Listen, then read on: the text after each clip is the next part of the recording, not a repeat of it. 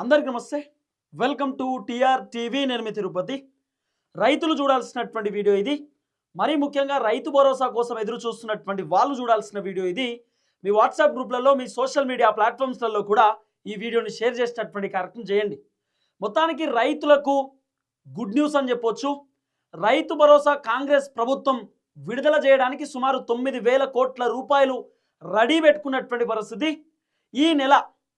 ఈ నెల దాదాపు 17, 18, 19, 20 దాదాపు 4 రోజులలో సుమారు 3 ఎకరాల లోపు ఉన్నటువంటి రైతుల అకౌంట్లో రైతు భరోసా విడుదల చేయడానికి కాంగ్రెస్ ప్రభుత్వం రెడీగా ఉందనేది ప్రధానంగా వినబడుతున్నటువంటి చర్చ. మరి రేవంత్ అన్న రైతు భరోసా టకాటకా ఎందుకు వేస్తున్నాడు? వేయడానికి గల కారణం ఏంది? వాస్తవానికి రైతు భరోసా డిసెంబర్లోనే ఇవ్వాలి. డిసెంబర్లో రేవంత్ అన్న రైతు భరోసా ఇయ్యలే.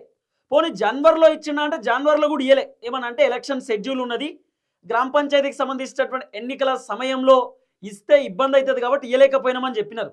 పోనీ మరి ఈ నెల ఎందుకు ఇవ్వలేదని చెప్పి అడిగినప్పుడు మున్సిపల్ కార్పొరేషన్ ఎన్నికలు ఉన్నాయి కాబట్టి మేము రైతు భరోసా ఇవ్వలేకపోయినామని చెప్పినారు. ఇప్పుడు మళ్ళీ ఎంపీడీసీ, జెడ్పీడీసీకి సంబంధించినటువంటి ఎలక్షన్స్ వస్తున్నాయి. ఈ ఎలక్షన్ కంటే ముందు రైతు భరోసా ఇవ్వడానికి రేవంత్ రెడ్డి ప్రభుత్వం పూర్తి స్థాయిలో రెడీగా ఉన్నారు. మరి ఏమిటికి ఇస్తున్నారు రైతు బంధు ఇప్పటికి అర్జెంట్గా? ఎందుకు 17వ తారీఖు, 18వ తారీఖు, 19, 20 4 రోజులలో 5 ఎకరాల లోపు ఉన్నటువంటి రైతుల అకౌంట్లో రైతు భరోసా వేయాల్సిందే. 17వ తారీఖు, 18వ తారీఖు 3 ఎకరాల లోపు ఉన్నటువంటి రైతుల అకౌంట్లో వేయాల్సిందే. తర్వాత 19వ తారీఖు మ్యాక్సిమం హాలిడే ఉందేమో అంటున్నారు. ఉందో లేదో తెలియదు, మీరు కామెంట్ చేయండి. ఒకవేళ 19 హాలిడే లేకపోతే 19, 20 5 ఎకరాల లోపు ఉన్నటువంటి రైతుల అకౌంట్లో డబ్బులు విడుదల చేయడానికి రెడీగా ఉన్నారట. అంటే సుమారు మొదటి విడత 3 ఎకరాల లోపు ఉన్నటువంటి రైతుల అకౌంట్లో, తర్వాత రెండో విడత 5 ఎకరాల లోపు ఉన్నటువంటి రైతుల అకౌంట్లో, మూడో విడత 10 ఎకరాల లోపు ఉన్నటువంటి రైతుల అకౌంట్లో 9,000 కోట్ల రూపాయలు డబ్బులు వేయడానికి రేవంత్ రెడ్డి ప్రభుత్వం రెడీగా ఉన్నారు. కారణం ఏంది? ఎందుకు మరి రేవంత్ అన్న ఒకటేసారి నిద్ర లేచి రైతు భరోసా అందరి అకౌంట్లో వేద్దాం అనుకుంటున్నాడు అంటే, ఈ నెల 23 నుండి 23, 24వ తారీఖు జెడ్పీటీసీ, ఎంపీటీసీ ఎలక్షన్కి సంబంధించినటువంటి షెడ్యూల్ వచ్చేటటువంటి అవకాశం కనబడుతున్నది. జెడ్పీటీసీ, ఎంపీటీసీ ఎలక్షన్కి సంబంధించిన షెడ్యూల్ వచ్చే అవకాశం ఉన్నది ఈ నెలనే. ఎందుకు రేవంత్ అన్న టకాటక ఎంపీటీసీ, జెడ్పీటీసీ ఎలక్షన్స్ ఇప్పుడే పెడదామని అనుకుంటున్నాడు? కారణం ఏంది అంటే, మున్సిపల్ కార్పొరేషన్ ఎన్నికలలో సుమారు కాంగ్రెస్ పార్టీకి ఒక 84 మున్సిపాలిటీలు వచ్చినాయి. ఇక కార్పొరేషన్లు దాదాపు ఒక 4 నుండి 5 వచ్చినాయి. అయితే దాదాపు ఎన్ని వార్డులు? 1500 పైచిలకు వార్డులు రేవంత్ అన్న గెలుచుకున్నాడు. అయితే ఇదే ఊపు పైన జెడ్పీటీసీ, ఎంపీటీసీ ఎలక్షన్స్ పెడితే జనాలందరూ మన వైపే ఉంటారు. ఇదే నమూనాలో మనకు సీట్లు వస్తాయి. ఇదే ఊపు పైన ఎలక్షన్స్ పెడితే పబ్లిక్ ఓట్లేసి గెలిపిస్తారు. కాంగ్రెస్కి పాజిటివ్ రిజల్ట్స్ రావచ్చు, ఫలితాలు అద్భుతంగా రావచ్చు అనేటటువంటి ఆలోచనతోటి రేవంత్ అన్న మూక ఎలక్షన్ పెట్టి పడేద్దాం అనేటటువంటి ఆలోచనతోటి ఈ రైతు భరోసాను తెరపైకి తీసుకొస్తున్నాడు. ఆ ఎలక్షన్ కూడా ఇప్పుడు ఇదేంది, ఫిబ్రవరి కదా, మార్చిలో ఎలక్షన్ మొదటి వారంలో లేదా రెండో వారంలో ఉండే అవకాశాలు కనబడుతున్నాయి షెడ్యూల్ విడుదల అయిపోయిన తర్వాత. ఈ విధమైనటువంటి వ్యవహారాన్ని రేవంత్ అన్న తెరపైకి తీసుకొస్తున్నాడు. అయితే ఈ ఎంపీడీసీ, జెడ్పీటీసీ ఎలక్షన్ కంటే ముందు ఎకరానికి 6,000 రూపాయల చొప్పున రైతుల అకౌంట్లో కనుక రైతు భరోసా డబ్బులు విడుదల చేస్తే అయితే మనకు పాజిటివ్ ఉంటుంది అనేది రేవంత్ రెడ్డికి సంబంధించినటువంటి ప్లాన్ లెక్క కొడుతున్నది. ఆ పాజిటివ్కు సంబంధించినటువంటి వ్యవహారం ఏంటి అంటే, ఇప్పుడు ఫర్ ఎగ్జాంపుల్ జెడ్పీటీసీ తర్వాత ఎంపీటీసీకి సంబంధించినటువంటి ఎన్నికల షెడ్యూల్ ఈ నెల 23వ తారీఖు ఉండబోతుంది అనేది కొంత వినబడుతున్నటువంటి వ్యవహారం కదా. అయితే ఈ 23వ తారీఖు లోపే, ఎన్నికల షెడ్యూల్ లోపే దాదాపు 80 లక్షల మంది రైతులకు రైతు భరోసా ఇచ్చేస్తే ఈ రైతులందరూ కూడా కాంగ్రెస్ పైన పాజిటివ్గా ఉంటారు. ఇక మాకు రేవంత్ అన్న రైతు భరోసా ఇచ్చిండు, కాంగ్రెస్కే ఓటేయాలి అని చెప్పి ఎలక్షన్ కంటే ముందు రైతుల అకౌంట్లో డబ్బులు వేస్తే రైతులందరూ మన దిక్కే ఉంటారు అనేటటువంటి ఆలోచనతోటి రేవంత్ రెడ్డి కావాలనే మున్సిపల్ కార్పొరేషన్ ఎన్నికల కంటే ముందు ఇవ్వాల్సినటువంటి రైతు భరోసా ఆపి, డిసెంబర్లో, జనవరిలో రావాల్సినటువంటి రైతు భరోసా ఆపి కావాలనే జెడ్పీటీసీ, ఎంపీటీసీ ఎన్నికల కంటే ముందు ఇస్తే ఈ ఎంపీటీసీ, జెడ్పీటీసీ ఎన్నికలు గ్రామంలో ఉన్నటువంటి ప్రజలు వేయాల్సినటువంటి ఓట్లు, ఈ మున్సిపల్ కార్పొరేషన్ అంటే టౌన్ ఓట్లు, కొంత సిటీకి సంబంధించినటువంటి ఓట్లు, మున్సిపాలిటీస్, కార్పొరేషన్లు అన్నీ. కానీ ఎంపీటీసీ, జెడ్పీటీసీ అంటే గ్రామస్థాయి ఓట్లు కదా. మరి రైతులు ఓట్లు వేయాలి కదా. రైతులు ఓట్లు వేయాలంటే రైతు భరోసా ఇవ్వాలి. అది ఎంపీటీసీ, జెడ్పీటీసీ ఎలక్షన్ కంటే ముందు ఇస్తే మనకు ఎన్నికలలో కూడా కొంత ఇబ్బంది లేకుండా ఉంటుంది. ఎన్నికలలో కూడా మనకు ఒక ప్లస్ పాయింట్ అవుతుంది. రైతులు ఎన్నికల కంటే ముందు రైతు భరోసా ఇస్తే రైతులందరూ మన దిక్కే ఉంటారనేటటువంటి ఆలోచనతోటి రేవంత్ రెడ్డి ఒక ప్లాన్ చేసి ఇదంతా చేస్తా ఉన్నాడు అనేది ఒక వర్షన్. కానీ ఓవరాల్గా దాదాపు రైతు భరోసా ఏదైతే రైతు భరోసా ఉందో, రైతు భరోసా ఈ నెల 17వ తారీఖు, 18వ తారీఖు, 19వ తారీఖు, 20 తారీఖు ఈ 4 రోజులలో రైతు భరోసా 5 ఎకరాల లోపు రైతుల అకౌంట్లో ఎకరానికి 6,000 రూపాయల చొప్పున రేవంత్ రెడ్డి ప్రభుత్వం వేయడానికి రెడీగా ఉన్నారు. ఫస్ట్ విడత మీకు క్లియర్గా అర్థమయ్యేటట్టు చెప్తా. ఫస్ట్ విడత 17వ తారీఖు, 18వ తారీఖు సుమారు 3 ఎకరాల లోపు ఉన్నటువంటి రైతులకు ఫస్ట్ విడత ఇవ్వడానికి రెడీగా ఉన్నారనే చర్చ ఉన్నది. 5 ఎకరాల లోపు ఉన్నటువంటి రైతులకు సుమారు 19వ తారీఖు, 20వ తారీఖు 2 రోజులలో 5 ఎకరాల లోపు రైతులు ఉన్నటువంటి వాళ్ళకి, తర్వాత 23వ తారీఖు లోపు అంటే సుమారు 22వ తారీఖు లోపు సుమారు ఒక 10 ఎకరాల లోపు ఉన్నటువంటి రైతులకు రైతు భరోసా రిలీజ్ చేయడానికి సిద్ధంగా ఉన్నారట. ఎందుకు అంటే దాదాపు మన తెలంగాణ రాష్ట్రంలో 3 ఎకరాల లోపు ఉన్నటువంటి రైతులు ఒక 40 లక్షల మంది ఉంటారు. 40 నుండి 45 లక్షల మంది రైతులు. వీళ్ళందరినీ కూడా చిన్నకారు రైతులు, సన్నకారు రైతులు అని చెప్పి పిలుస్తూ ఉంటారు. అంటే మన తెలంగాణలో సుమారు 65% మంది రైతులు చిన్నకారు రైతులు, సన్నకారు రైతులే ఉంటారు. కాబట్టి ఫస్ట్ తక్కువ ఉన్నటువంటి రైతులు ఎవరైతే అంటే ఎకరాలు తక్కువ ఉండి ఎక్కువ శాతం రైతులు ఎవరైతే ఉన్నారో 3 ఎకరాల లోపు ఉన్నటువంటి రైతులే 40-45 లక్షల మంది అంటే ఫస్ట్ వాళ్ళకే రైతు భరోసా ఇస్తే అయిపోతుంది అనేటటువంటి ఆలోచనతోటి రేవంత్ అన్న ఫస్ట్ విడత 3 ఎకరాల లోపు ఉన్నటువంటి రైతులకు ఇవ్వడానికి రెడీగా ఉన్నాడట. ఇక రెండో విడత వచ్చేసి దాదాపు 5 ఎకరాల లోపు ఉన్నటువంటి రైతులకు సుమారు 22వ తారీఖు లోపు రేవంత్ అన్న 10 ఎకరాల లోపు రైతు భరోసా ఇవ్వడానికి రెడీ ఉన్నాడు అనేది ఒక చర్చ.